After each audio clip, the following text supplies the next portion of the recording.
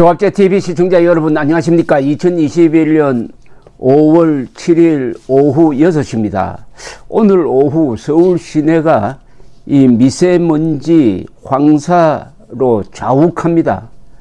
아마 이렇게 농도가 짙은 미세먼지는 최근 몇 년간 처음이 아닌가 하는 생각이 듭니다. 어떻게 하여튼 기록적입니다. 그래서 서울과 인천시, 경기도는 미세먼지 농도가 1세제곱미터당 500 마이크로그램 안팎까지 치솟았다고 수도권 전 지역에 걸쳐서 오늘 오후 2시를 기해 미세먼지 경보를 발령했습니다. 짙은 황사까지 유입되면서 오후부터 미세먼지 농도가 갑자기 높아졌습니다.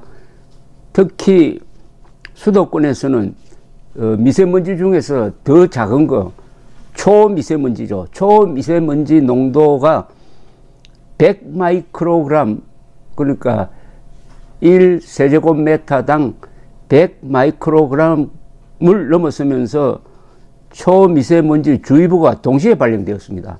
미세먼지와 초미세먼지 특보가 동시에 내려진 것은 올해 들어 처음입니다.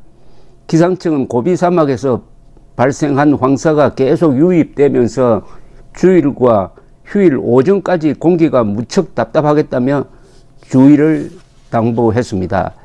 그런데 KBO는 오늘 예정된 이 야구 경기까지 취소했습니다. 잠실에서 있을 예정이던 하나 이글스와 LG 트윈스 게임, 그리고 수원에서 있을 예정이던 NC 다이노스와 KT 위즈와의 게임, 인천에서 있을 예정이던 키움 히어로즈와 SSG 랜더스 경기가 강한 미세먼지로 취소되었습니다. 오늘 사실은 오전에 비가 좀 내렸습니다. 그렇지만은 수도권 전체가 이 미세먼지에 강타를 당했습니다. KBO는 1세제곱미터당 미세먼지가 300 마이크로그램, 이 마이크로는 100만 분의 1이라는 뜻입니다. 그러니까 1 마이크로그램은 100만 분의 1g이라는 뜻입니다. 미세먼지 300 마이크로그램, 초미세먼지 150 마이크로그램 이상일 경우에는 그것이 2시간 이상 지속되면은 경기 취소 여부를 경기감독관이 결정할 수 있도록 했는데 오늘 오후 4시 30분 기준 잠실 야구장의 미세먼지 농도가 1세제곱미터당 585 마이크로그램까지 올라갔습니다. 그래서 취소가 되었습니다. 역대 3번째랍니다. 이상하게 한국 사람들은 중국이 나쁜 짓 한다든지 중국에서 문제가 생긴 데 대해서는 무감각하고 일본이 좀 섭섭하게 하면은 예민하게 반응하는 이상한 좀 삐뚤어진 어떤 감정을 가지고 있습니다. 그나마 최근에 젊은 사람들을 중심으로 중국에 대해서 우리가 이렇게 당하고만 있을 수 없다고 해가지고 반중 여론이 지금 강하게 일어나고 있습니다.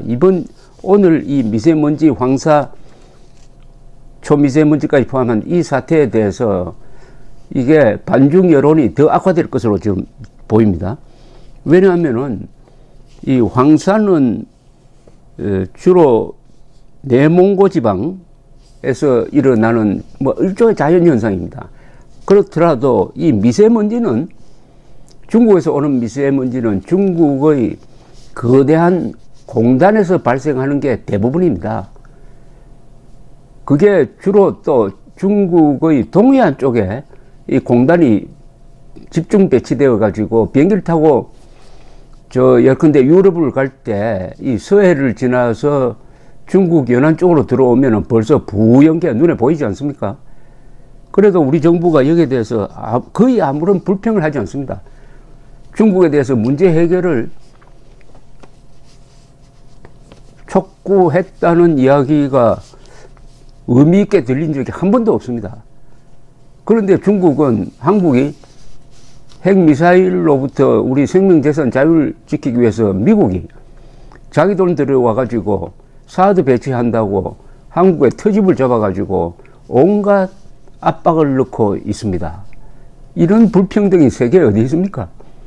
아마 중국의 행패에 대해서 이 문재인 정권처럼 굴욕적으로 대하면서 국민들의 생명, 재산, 자유를 희생시키는 이런 정권은 세계에서 없습니다. 아무리 중국 근방에 약한 나라가 있더라 하더라도 중국이 이렇게 나오면 가만히 있지를 않습니다.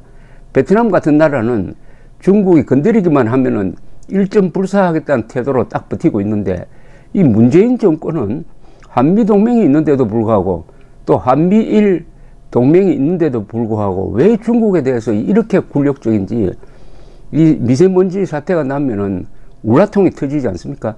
이 미세먼지는 어떻게 보면은 코로나보다 더 위험합니다. 미세먼지는 너무나 작아서 이게 주로 호흡기, 폐로 들어가서 폐 질환의 원인이 되는 것 아닙니까? 어떤 학자의 계산에 의하면 미세먼지로 이 한국 사람들이 생명이 단축되는 게, 이게 폐암 걸려서 죽는 것의 뭐 몇 분의 몇이다 해가지고 아주 으시시한 보고서를 낸 것도 보았는데, 제 계산으로는, 제 기준의